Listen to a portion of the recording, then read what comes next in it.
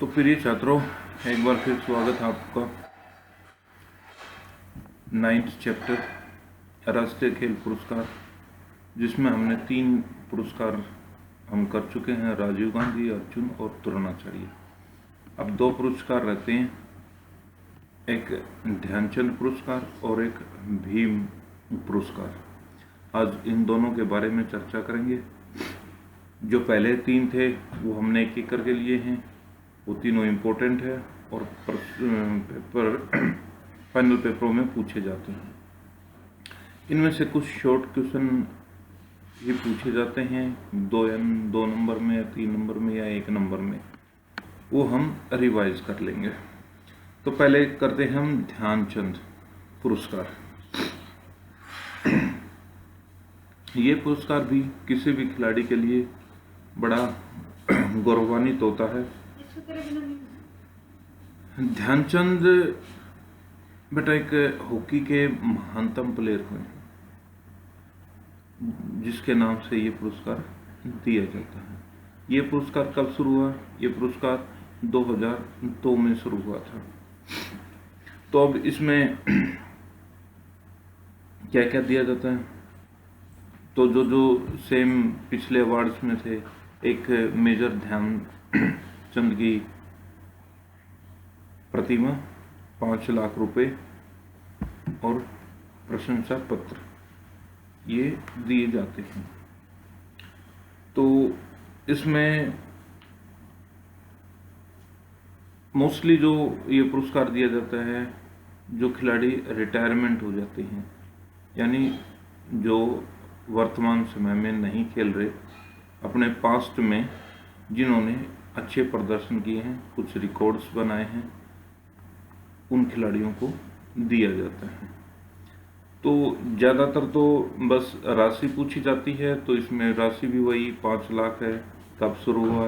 ये 2002 में शुरू हुआ और ये भारत सरकार द्वारा दिया जाता है। तो ध्यानचंद में जितना इम्पोर्टेंट था वो हमने कर लिया है। अब नेक्स्ट करते हैं हम भीम अवार्ड।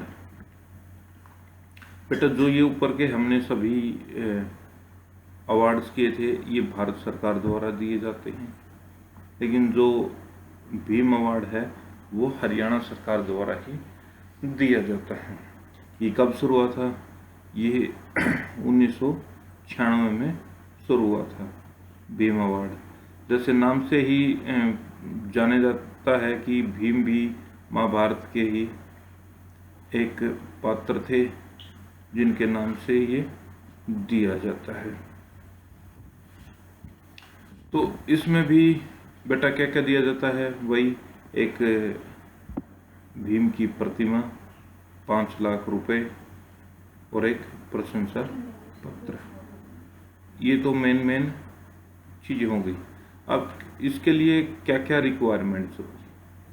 इसके लिए जो रिक्वायरमेंट ज़रूरी है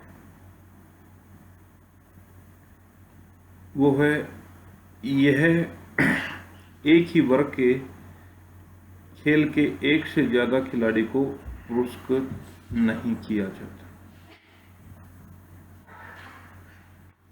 यानी एक वर्ग में कोई भी है, अगर क्रिकेट से है, हॉकी से है, बैडमिंटन से है, किसी भी एक से है, तो केवल एक ही खिलाड़ी को ये दिया जाएगा।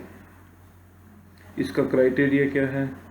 इसमें तो जैसे कुछ जो खेल से रिलेटेड होते हैं, खेलों में भी समाज सेवी होते हैं, डॉक्टर्स होते हैं और खिलाड़ी होते हैं। ये अवार्ड इनमें से भी किसी एक को दिया जाता है। यह अवार्ड केवल उन्हीं खिलाड़ियों को दिया जाता है जिन्हें हरियाणा राज्य की ओर से मान्यता प्राप्त फेडरेशन या राष्ट्रीय खेलों में कम से कम एक बार तो भाग ले चुके हों और उसमें प्रथम, द्वितीय या तृतीय स्थान प्राप्त कर चुके हों। खिलाड़ियों को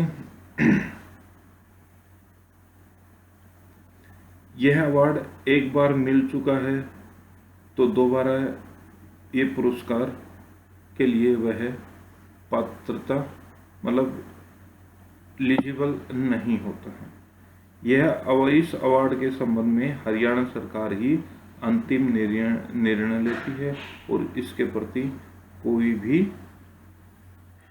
अपील नहीं की जा सकती या कोई भी कोर्ट केस है, कोई भी चैलेंज नहीं किया जा सकता। तो हमने इनको जो मेन पॉइंट्स थे वो आपके साथ डिस्कस कर लिए हैं। तो इसमें जो एक एक नंबर के क्वेश्चन बनते हैं, कब शुरू हुआ भीम अवार्ड? 1996 में। कितनी राशि मिलती है? 5 लाख। इसमें बेटा मेन है कि ये है किस सरकार द्वारा दिया जाता है।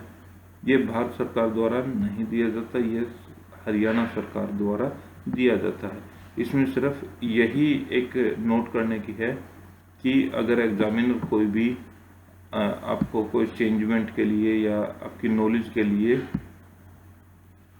पूछ सकता है 1 नंबर में कि भीम अवार्ड किसके द्वारा दिया जाता है, तो उसमें यही होगा कि कई बच्चे भारत सरकार लिख देते हैं, क्योंकि अर्जुन, राजीव गांधी या द्रोणाचार्य या ध्यानचंद ये भारत सरकार द्वारा दिए जाते हैं, लेकिन ये भीम पुरस्कार केवल ऐसा है जो हरियाणा सरकार द्वारा ही दिया जाता है। तो बेटा इसमें जो हमारा 9th चैप्टर था, जितने अवार्ड्स थे वो हमने कंप्लीट कर लिए हैं। मोस्टली आपको समझ में आ गए होंगे। अगर किसी को, बच्चे को कोई भी प्रॉब्लम है तो मेरे से डिस्कस कर सकता है। तो अभी नेक्स्ट चैप्टर हम करेंगे ओलंपिक का, तो नेक्स्ट वीडियो में उसके बारे में आपसे चर्चा करेंगे। जब तक इनको अच्छे से आप घर पे लिख लें, रिवाइज कर लें, और जो एक एक नंबर के क्वेश्चन मैंने बताए हैं उनको भी नोट कर लेंगे। तो बेटा स्वस्थ रहो, कुशल रहो, घर पे रहो, पढ़ो, यही शुभकामनाएं हैं। तो अब मिलते हैं नेक्स्ट वीडियो में। तो धन्यवाद।